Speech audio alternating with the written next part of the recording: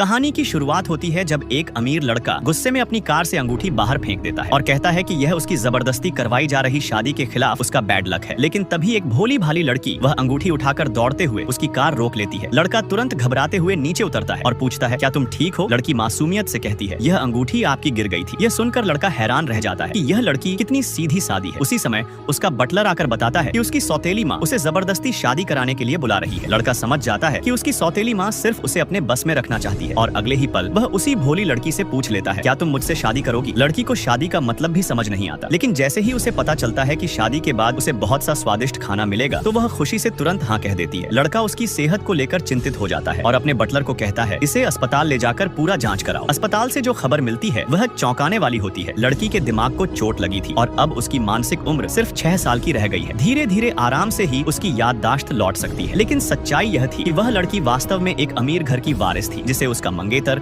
और उसकी छोटी बहन उसकी संपत्ति छीनने के लिए फंसा रहे थे। इसी साजिश के दौरान उसने अपनी याददाश्त खो दी थी। लड़के को उसकी मासूमियत बहुत पसंद आने लगती है और वह उसे अपना सौभाग्य मानने लगता है। लेकिन जैसे ही सौतेली माँ को इसके बारे में पता चलता है, वह लड़के की परिवार में स्थिति गिराने के लिए लड़की को परेशान करने की योजना बनाती है। लेकिन लड़की सीधे सीधे कह देती है, आपकी सौतेली माँ तो बुरी लगती है। यह सुनकर सौतेली माँ का गुस्सा फट पड़ता है और वह भड़क कर चली जाती है। लड़का रोज उस लड़की को दुलारता है। तभी एक दिन उसे बड़ी खबर मिलती है कि उसके व्यापारिक साझेदार ने उसका $10 अरब का प्रोजेक्ट छीन लिया। उधर लड़की घर में अकेली होती है। तभी सौतेली माँ उसे चुपके से उठा ले जाती है ताकि समारोह में लड़के की बेइज्जती हो सके। समारोह में सब लोग उस अमीर लड़के का मजाक उड़ा रहे होते हैं कि उसने एक बेवकूफ लड़की से शादी की है। एक नौकर उसके सामने हड्डी फेंक देता है और लड़की तुरंत वह हड्डी उठाकर सौतेली माँ को पकड़ा देती है। सौतेली माँ कुछ समझ ही नहीं पाती कि लड़की उसकी गोद में जाकर बैठ जाती है। उसी समय लड़का वहाँ पहुँच जाता है और यह सब देखकर खुश हो जाता है। लेकिन सौतेली माँ फिर भी तमाशा करती है और कहती है कि लड़की ने समारोह खराब कर दिया। लड़का अपनी पत्नी का पक्ष लेते हुए कहता है, जब तक वह खुश है मैं उसे सब कुछ देने को तैयार हूँ। थोड़ी देर बाद लड़की कपड़े बदलने के लिए कमरे में जाती है, लेकिन सौतेली माँ वहाँ भी पहुँच जाती है और मीठी बातें करके कहती है, अगर तुम मुझे लड़के की रोजमर्रा की जानकारी दोगी तो मैं तुम्हें रोज एक लॉलीपॉप दूंगी। लेकिन लड़की साफ साफ मना कर देती है। ये सुनकर सौतेली माँ भड़क जाती है। बहस के बीच लड़की अचानक बेहोश होकर गिर पड़ती है। सौतेली माँ उसे वापस हॉल में भिजवा देती है। उसी समय लड़की का पहला मंगेतर उसे देख लेता है और पहचान जाता है कि यही उसकी गुमशुदा मंगेतर है। अचानक लड़की की आंखें खुलती हैं और वह उठकर जोरदार थप्पड़ मार देती है उस धोखेबाज को और इसी झटके से उसकी खोई हुई याददाश्त वापस आ जाती है। लेकिन तभी सब्सक्राइब फॉर नेक्स्ट पार्ट।